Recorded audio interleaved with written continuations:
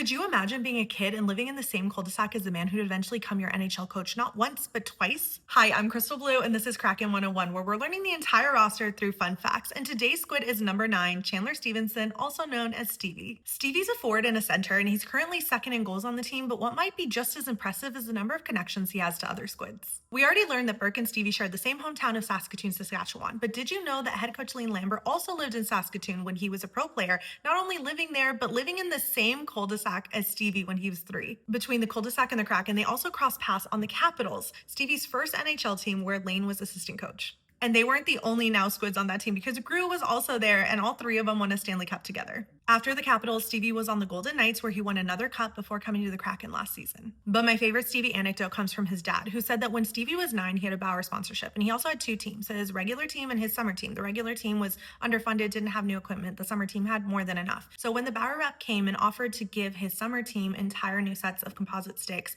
he declined and instead asked that they give those sticks to his regular team that wouldn't be able to afford them otherwise.